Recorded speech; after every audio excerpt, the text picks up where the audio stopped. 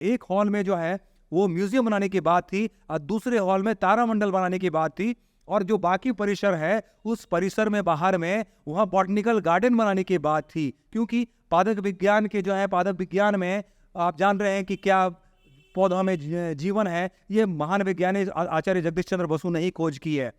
जब यहाँ आचार्य जगदीश चंद्र बोस अपने भवन में 7 सालों तक 1930 से 1937 23 नवंबर को अंतिम सांस यहाँ पे लिए हैं। ऐसे आप मानिए कि ये हमारा दुर्भाग्य है कि हमारे बच्चे ये नहीं जान पा रहे हैं कि इतने महान वैज्ञानिक से जुड़ा भारत में एक ही स्थान बचा जो इस गिरिडीह में है।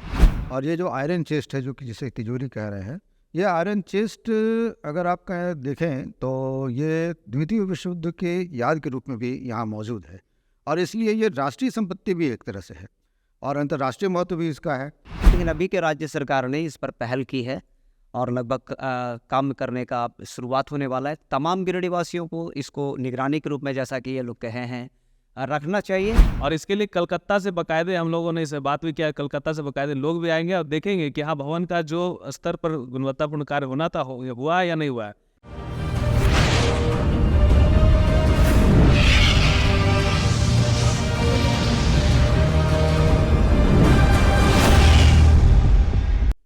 नमस्कार, मैं अभयराज और आप देख रहे हैं आपकी सभा।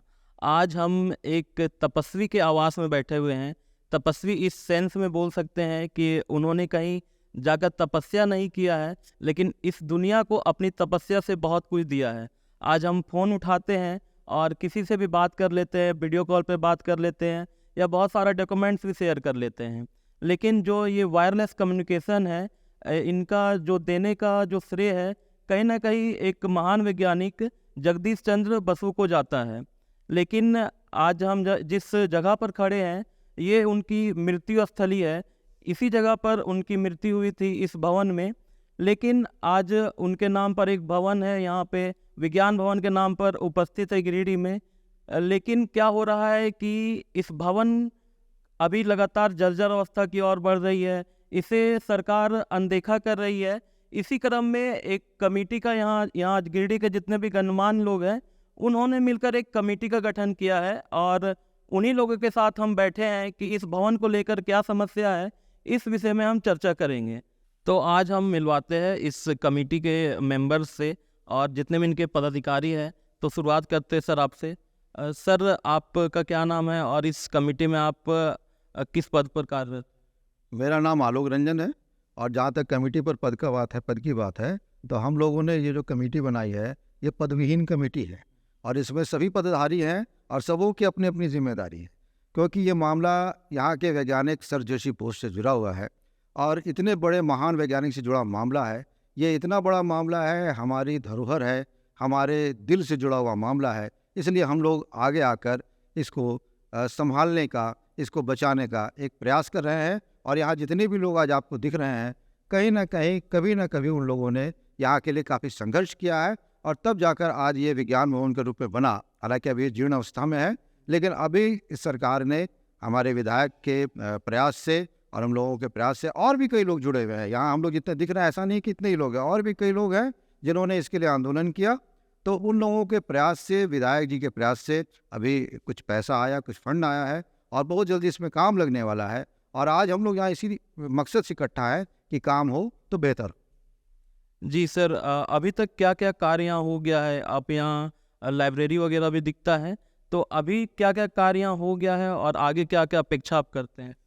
ऐसा है कि टुकड़ों में यहाँ कई कार्य हुए। यहाँ ये जो विज्ञान भवन आज आपको दिख रहा है, ये पहले विज्ञान भवन था नहीं, ये आवास था जहाँ पर कि आपने बताया कि निर्वाण भूमि है, ये निर्वाण स्थली है उस महान वैज्ञानिक की, और तपस्वी वाकई में वो थे।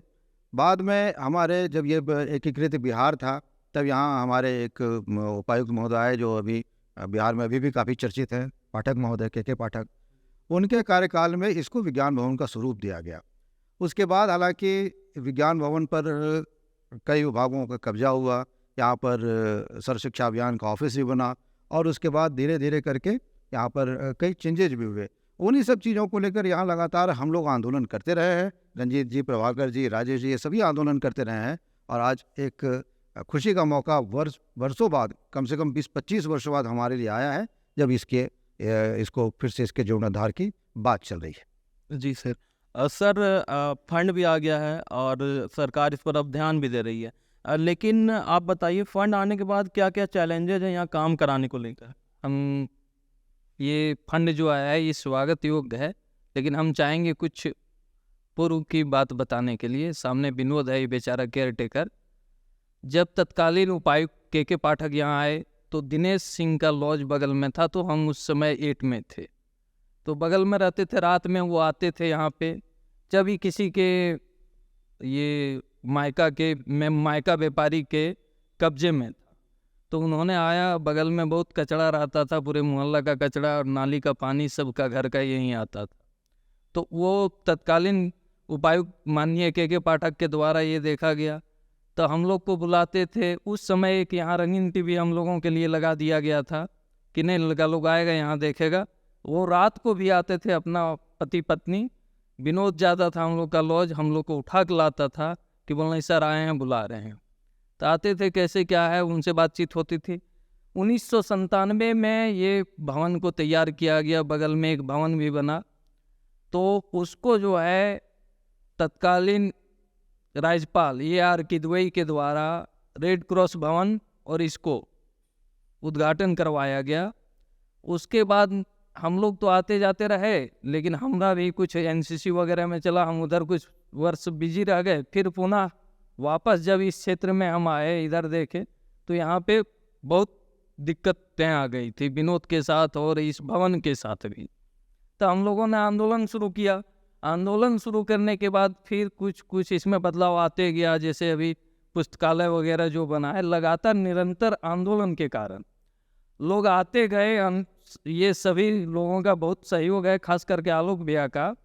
इन्होंने जब पूरा मीडिया से सपोर्ट किए, यहाँ का मीडिया भी हम लोगों को बहुत सपोर्ट किया और इस धरोहर को बचाने में या इसको अभी तक इस रूप में खड़ा रखने में बहुत मदद मिला है यहाँ के लोगों का, यहाँ के युवाओं का, छात्रों का। अब जब इस भवन में कुछ कार्य होना है, और जैसे कि प्रभाकर भैया और राम जी वगैरह बताए कि नहीं भैया, और इसमें बहुत कुछ होने वाला है, अभी हम लोग एक कदम भी नहीं बढ़े, तो बहुत मेरे लिए व्यक्तिगत इससे बड़ी खुशी हो नहीं सकती है।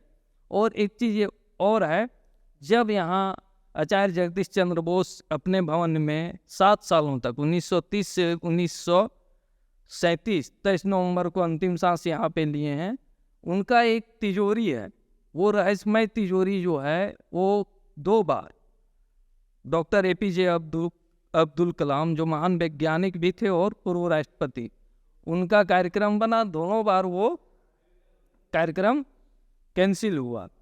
लेकिन अभी भी वो तिजोरी रहस्यमय बना हुआ है। हम लोग चाहते हैं, गिरिडीह वासी चाहता है कि उसमें ऐसा चीज़ हो सकता है जो पूरे विश्व को एक दिशा दे सकता है। साथ ही साथ ये विज्ञान भवन जब एकत्रित बिहार था, तब जो है ये विज्ञान एवं प्रौद्योगिक विभाग के पास था। अभी हमारे झारखंड सरकार में ये युवा एवं खेल विभाग के पास है। हम चाहते हैं कि पुनः ये झारखंड सरकार में भी विज्ञान भवन विज्ञान एवं प्रौद्योगिक विभाग के पास रहे, और इनके नाम से उस समय एक विश्वविद्यालय भी बनना था, वो औषधि वाला विश्वविद्यालय बनना था, जो कि संथाल परगना और उत्तरी छोटा नागपुर के बीच में उस समय एकत्रित बिहार में, और वही तत्कालीन उपायुक्त माननीय के पाठक के द्वारा जगदीशपुर के अगल बगल में जमीन भी मुहैया हो चुका था। लेकिन वो झारखंड और बिहार अलग होने के कारण वो कार्य अभी तक शिथिल है, और हम चाहते हैं कि केंद्र सरकार, राज्य सरकार इसको मिल के एक केंद्रीय विश्वविद्यालय इनके नाम से हो, और वो व्यापक हो, जैसे केंद्रीय विश्वविद्यालय होना चाहिए वैसे हो, और इनका जो कार्य था उस कार्य से जुड़ा हुआ वो विश्वविद्यालय हो, पर्यावरण के दृष्टि से हो। और अभी जो कार्य होना है इसमें गुणवत्तापूर्ण कार्य हो। एजेंसी जो कार्य एजेंसी है उसको निगरानी समिति के साथ रखे, और एक अच्छा निगरानी समिति आने की सामाजिक आने की पब्लिकली निगरानी समिति बने, वो पदाधिकारी का निगरानी समिति ना रहे। जी सर, जैसा कि यहाँ फंड भी है, सर ने बताया, अब लगातार आगे काम भी बढ़ेगा, लेकिन अभी जिस स्थिति में है विज्ञान भवन के नाम से है, लेकिन यहाँ के आसपास के जितने बच्चे हैं गिरिडीह जिला के बच्चे, उनमें ये जागरूकता या उनको पता है कि इतने बड़े जो साइंटिस्ट हैं उनकी ये मृत्यु स्थली है, क्या उनमें इतना जागरूकता है? इसे ऐसे आप मानिए कि ये हमारा दुर्भाग्य है कि हमारे बच्चे ये नहीं जान पा रहे हैं कि इतने महान वैज्ञानिक से जुड़ा भारत में एक ही स्थान बचा जो इस गिरिडीह में है। आचार्य जी ने अंतिम सांस यहाँ पर ली थी। निश्चित तौर पर उनसे जो पॉजिटिव वाइब आया होगा उस बिल्डिंग में होगा, हमें महसूस करना चाहिए। हम चाहेंगे अगर आप शांति से यहाँ पर बैठेंगे तो कुछ ना कुछ आपको वो तरंगे मिलेगी जो आपको कुछ पॉजिटिव वेव्स देंगी। तो ये तो है, अलग बातें हैं बच्चे कैसे समझते हैं नहीं समझते हैं, वो समझाना पड़ेगा। जो जितने विद्यालय हैं उनके शिक्षकों को, विज्ञान के शिक्षकों को खासकर चाहिए कि वह अपने विद्यालय के बच्चों को बताएं, ले आएँ, घुमाएं, दिखाएं। और शायद यही व्यवस्था करने के लिए राज्य सरकार ने इसका जीर्णोद्धार करने का बीड़ा उठाया है। ये कार्य प्रगति पर यूँ कहें कि आज के दिन में निविदा हो चुकी है, हो सकता है चंद दिनों में इसमें काम होना शुरू होगा। और हम चाहेंगे कि अब इतना बेहतर बने कि वो बच्चे जिनके बारे में आप कह रहे हैं वो आकर यह महसूस कर पाएँ कि आचार्य जी यहाँ पर जब रहते होंगे तो उनसे जो निकला होगा पॉजिटिव वाइब्स, ये बहुत बड़ी बात है। आज कहीं पर भी आप जाएंगे ना, कोई मंदिर आप जाते हैं तो सुकून मिलता है, वो वैज्ञानिक सुकून जब यहाँ पर महसूस होने लगेगा तब वो सारा कुछ सार्थक होगा जो रंजीत जी चाहते हैं, आलोक भैया जो चाहते हैं और गिरिडीह की जनता सब चाहती है। इस बीच देखिए जब जीर्णोद्धार का कार्य शुरू होगा, हो सकता है हम फिर यहाँ मिले, आपसे भी मिलेंगे। और हमारा यह सम्मिलित प्रयास है और हम गिरिडीह वासियों को इसमें जोड़ना चाहेंगे कि हर लोग इससे जुड़ें। ये हर लोगों का अपना निजी कार्य मानकर चलें, ताकि इस पर एक एक ईंट भी अगर लगे उनके देख रेख में तो ये बहुत बड़ी बात होगी, हमारी उपलब्धि होगी, ताकि हम विश्व पटल पर ये दिखा पाएँ कि देखिए आचार्य जी का जो यहाँ पर यादगार है उसे हमने कितने बेहतरीन ढंग से सजोया है। ऐसा ना हो कल कोई कहे कि आपको इतना बड़ा हीरा का टुकड़ा दिया, आपने उसे कांच बना दिया। तो हमारा यही ध्येय है। जैसा कि सर ने बताया कि यहाँ जो काम हुआ है वो 1997 के बाद टुकड़ियों में काम हुआ है, कुछ वैसा व्यापक कदम इस भवन के लिए नहीं उठाया गया। तो 1997 के बाद आज 2023 है, किसकी सरकार आई नहीं आई उस पर चर्चा नहीं करना है। हम एक जैसे अगर हम चिंतित है एक जिम्मेदार नागरिक की तरह साइंटिस्ट के इस भवन को लेकर, तो इतनी उपेक्षा क्यों कर दी गई? और सबसे पहले आपके चैनल के माध्यम से सभी गिरिडीह वासियों को या जो सुन पाएंगे उनको मेरा नमस्कार और पूरी टीम की तरफ से नमस्कार। जैसा कि आपको पता है कि धरोहर है, सारे विस्तार से बातें भी हुई हैं और 1997 से नहीं हो पाया, अब उसको बोलना ठीक नहीं है। बार बार आंदोलन हो रहा था लेकिन उनके कान तक नहीं रेंग रहा था, उस पर भी हम ज़्यादा बहस नहीं कर रहे। लेकिन अभी के राज्य सरकार ने इस पर पहल की है और लगभग काम करने का शुरुआत होने वाला है। तमाम गिरिडीह वासियों को इसको निगरानी के रूप में, जैसा कि ये लोग कहे हैं, रखना चाहिए। धरोहर है और इनके बारे में तो सभी बच्चे पढ़ते हैं, बस वो बच्चे सिर्फ आना जाना शुरू कर दे। टीचर जो है वो प्रोफेशनल तरीके से ना बल्कि आत्मीय रिलेशन के साथ आना शुरू कर दे, तो निश्चित तौर पर हम कहेंगे कि सभी हम लोग भी एक जागरूकता फैलाएंगे, सभी स्कूलों में जाएंगे, कॉलेज में जाएंगे और एक माध्यम से आमंत्रित करेंगे, क्योंकि डायरेक्ट सीधा जोड़ना है। और जैसा कि इन्होंने बताया कि काम बेहतर, अभी तो छोटी शुरुआत है, 60 लाख लगभग में आया हुआ है। हम चाहेंगे कि बेहतर काम हो। आप दूसरे जगह क्या कर रहे हैं पता नहीं, लेकिन यहाँ काम बेहतर हो। और हर एक जगह पे जब काम हो, सरकारी कामों को जो कि जनता के टैक्स से होता है, वहाँ पे निगरानी कमेटी बनानी चाहिए। नहीं तो लूट तो जिस तरह का से मची है वो तो आपको दिखता होगा कि अगर फिर से उसको जांच कराया जाए तो वो फंस जाएंगे, लेकिन वो भी मजबूर हैं, उनको भी देना पड़ता है, लेना पड़ता है। तो यहाँ कोई भी व्यक्ति अगर देने लेने की बात करता है तो उसके लिए कमेटी है। हम लोग उनको बोलेंगे कि यहाँ पे किसी प्रकार का वो नहीं होना चाहिए, काम बेहतर होना चाहिए। एक तरह से समझिए कि इतना बड़ा काम है ये, वैज्ञानिक जो धरोहर है पूरा विश्व पटल पे जाने जाते हैं, वो यहाँ पे 7 साल बिताए हैं। जैसा कि बता रहा था भाई, मेरा वाइब्रेशन उनका, तो आप खुद फील कर सकते हैं या बैठ के कर सकते हैं। 1-1.5 घंटा बैठेंगे तो आपको खुद लगेगा कि कितना चीज़ है यहाँ पे इस भारत में, कितना चीज़ है इस गिरिडीह में। धन्यवाद जी। सर, जीर्णोद्धार की बात चल रही है, तो जीर्णोद्धार किस प्रकार से होना चाहिए? क्योंकि अगर यहाँ तोड़ फोड़ होती है तो यहाँ का जो स्ट्रक्चर है वो उससे बदल के होना चाहिए या सेम इसी स्ट्रक्चर को दोबारा रिपीट किया जाना चाहिए? जैसे जीर्णोद्धार यदि हो रहा है तो सबसे बड़ी बात है कि ये हमारे लिए धरोहर है, और धरोहर का स्वरूप यदि आप बदल देते हैं तो उसका सारा सिस्टम ही बदल जाता है। तो जिस स्वरूप में अभी है ये, उसी स्वरूप में इसका अगर जो जीर्णोद्धार हो तभी ये हमारे लिए धरोहर का रूप में रह सकती है। और जैसा अभी सभी लोगों ने कहा भी है कि ये हम लोगों का ये पहला कदम है। इसके बाद हम लोगों का प्रयास होगा कि जिस जगह पर उन्होंने अंतिम सांस लिया है, जहाँ पर उनका डेथ हुआ है, वहाँ एक समाधि स्थल भी बने। और हम लोग जैसी वो सोसाइटी के माध्यम से गए भी थे, इनका इंस्टीट्यूट जो कलकत्ता में स्थित है, हम और रितेश राग जी ये सब गए थे वहाँ पे जाके हम लोगों ने सारा स्ट्रक्चर को देखा है। और हम लोग ने ये महसूस किया है कि जहाँ पे इनका अंतिम सांस वो लिया है, जहाँ इन्होंने अंतिम सांस लिया है, वहाँ पर उस प्रकार से उनका यादगार कुछ भी यहाँ पे नहीं रखा गया है। तो हम लोगों का प्रयास यही है कि इनके लिए कुछ यादगार स्थल यहाँ पे बने, और ये भवन को तो हम लोग को सुरक्षित करना ही है। और सरकार अभी इस पर ध्यान दी है, तो हमें लगता है और भी आगे चलकर इसके लिए कुछ बेहतर होगा। और इसके लिए आदरणीय विधायक यहाँ के जो गिरिडीह के हैं सुदीप भैया जी का बहुत बहुत धन्यवाद भी है। उनके प्रयास से भी हमें लग रहा है कि आगे कुछ और भी इसमें बेहतर हो सकता है। जी सर, धन्यवाद। एक सवाल हम जरूर पूछेंगे आलोक जी से, वरिष्ठ पत्रकार है गिरिडीह के। सर, यहाँ एक जो तिजोरी की बात होती है सर, जैसी बोस सर के द्वारा जो रखा गया था, उनके बारे में बताइए। वो बहुत रहस्यमयी बोला जाता है, या वो जो तिजोरी आज तक नहीं खुल पाया उसका क्या कारण? ये बहुत अच्छा सवाल आपने उठाया है। और ये जो आयरन चेस्ट है, जो कि जिसे तिजोरी कह रहे हैं, ये आयरन चेस्ट अगर आप देखें तो ये द्वितीय विश्व युद्ध के याद के रूप में भी यहाँ मौजूद है, और इसलिए ये राष्ट्रीय संपत्ति भी एक तरह से है, और अंतर्राष्ट्रीय महत्व भी इसका है। आयरन चेस्ट खुल क्यों नहीं पाया, इसका आज तक इसकी चाबी किसी के पास है नहीं। दूसरी बात यह है कि जैसा कि रंजीत जी ने भी बताया कि यहाँ दो बार प्रोग्राम बना।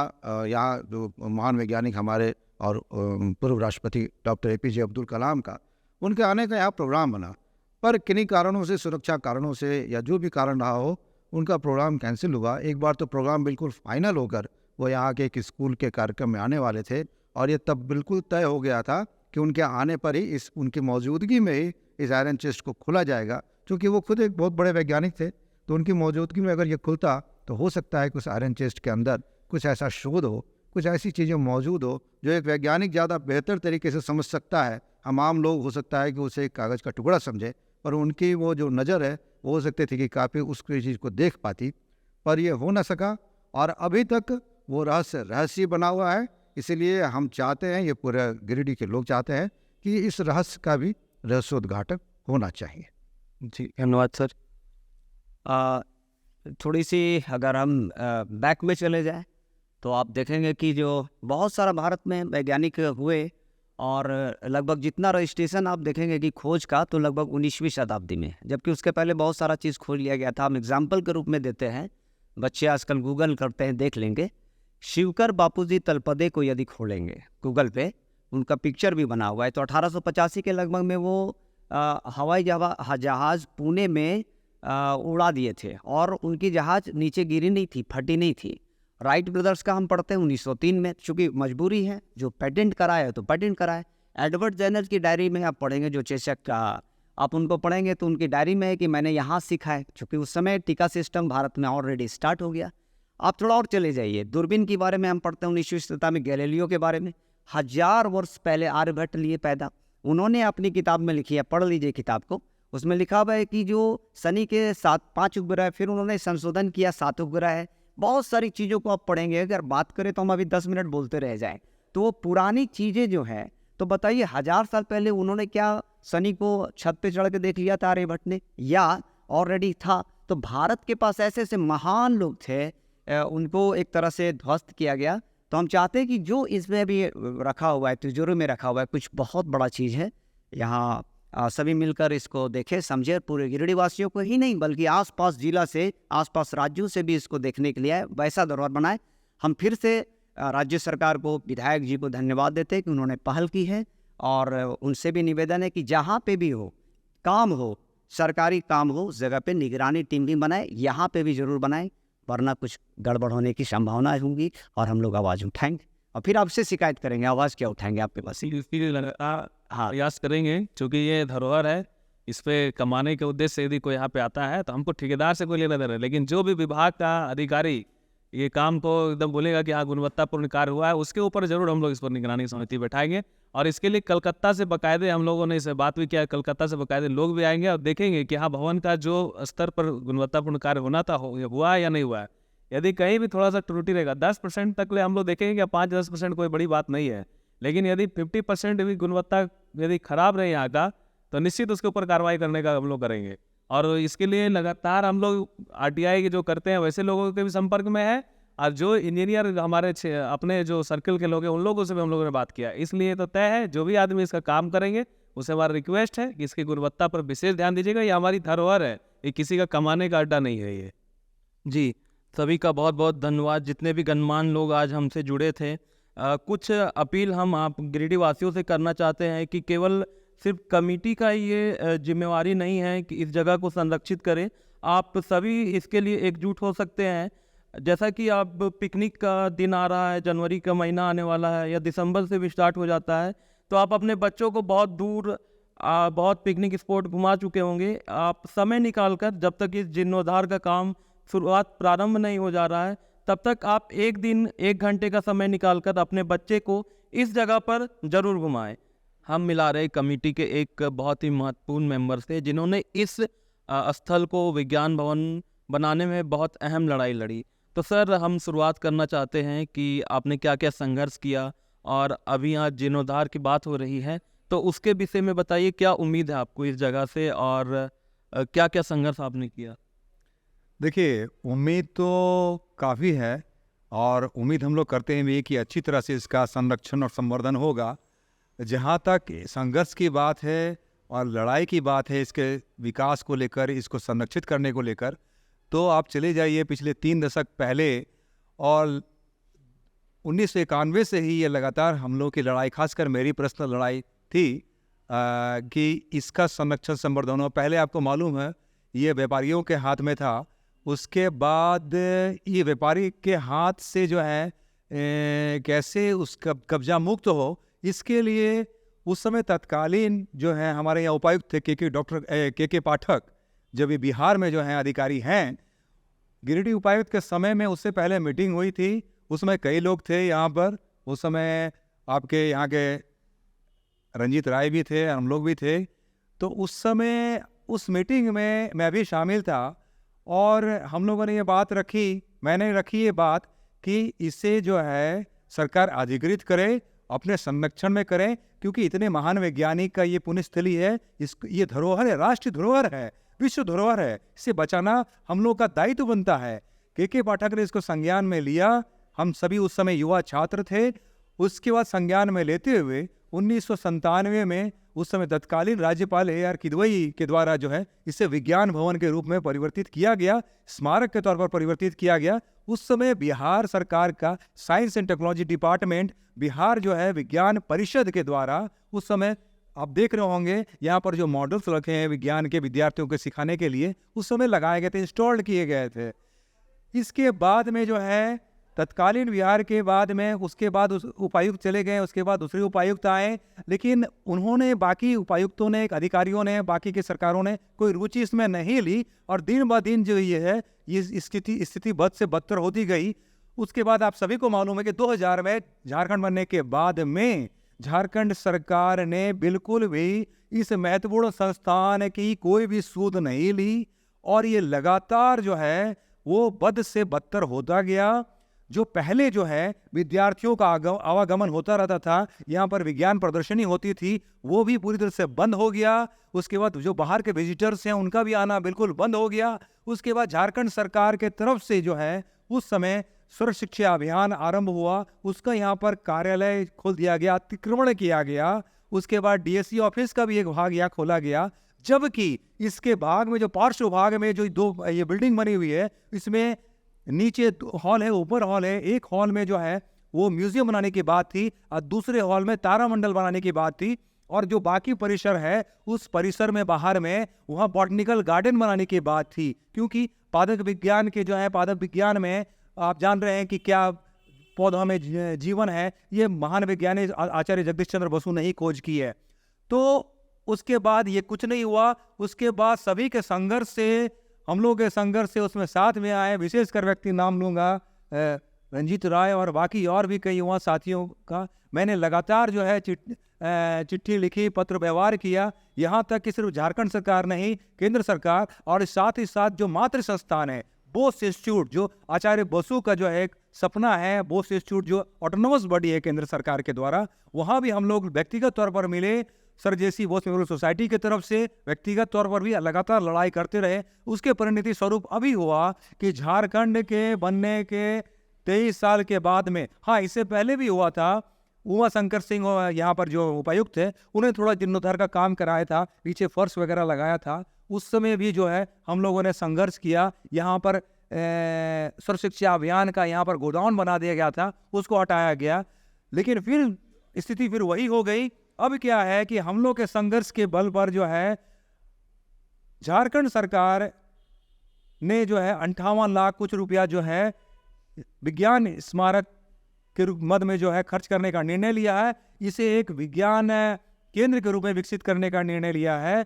अब बस मेरी ये मांग होगी कि इसको जो है ये एक राष्ट्र धरोहर है, उसी रूप में देखा जाए। ये बिल्कुल एक कोई बिल्डिंग का निर्माण नहीं है, पुनर्निर्माण नहीं, जीर्णोद्धार नहीं है। मेरी सरकार से, जिला प्रशासन से और जो भी जिस भी संवेदक ने काम लिया है उनसे भी अनुरोध होगा कि एक निगरानी समिति के तहत बिल्कुल ही एकदम जो मूल स्वरूप है इसका, उसमें बिल्कुल छेड़छाड़ ना करके इसका विकास किया जाए, इसका संरक्षण किया जाए। और हम लोग लगातार इस पर ध्यान रखेंगे। अगर इस पर छेड़छाड़ होता है और कोई जो है इसके मूल स्वरूप को अगर बिगाड़ने की कोशिश होती है तो हम लोग बिल्कुल सामने आएंगे, इसका विरोध करेंगे। जहां तक इसके संरक्षण, संवर्धन और विकास की बात है, उसमें कोई भी प्रयास करे, चाहे सरकारी प्रयास हो चाहे गैर सरकारी प्रयास हो, हम लोग पूरी तरह से साथ हैं। मैं व्यक्तिगत तौर पर भी एक नागरिक के तौर पर साथ हूं और सभी लोग साथ इसमें देंगे। तो इसीलिए अपील है पूरी जनता से भी और सभी से, सरकार से, विशेष प्रशासन से। माननीय यहाँ के स्थानीय विधायक ने भी इसको प्रयास किया है। सभी जनप्रतिनिधि, सभी दलों से निवेदन है कि यहाँ इसका विकास में जो है सभी आए। और लेकिन मूल स्वरूप से हमारी मांग है कि इसको राष्ट्र धरोहर घोषित किया जाए। और जेसी बोस का स्मारक एक गर्व करने वाली बात है, इस गर्व को हम लोग अक्षुण्ण रखेंगे। इस पर कोई छेड़छाड़ होता है वर्तमान में या भविष्य में तो हम लोग पुरजोर इसका विरोध करेंगे और अच्छे काम के लिए, विकास के लिए हमेशा साथ हैं। धन्यवाद जी, बहुत बहुत धन्यवाद सर आपका।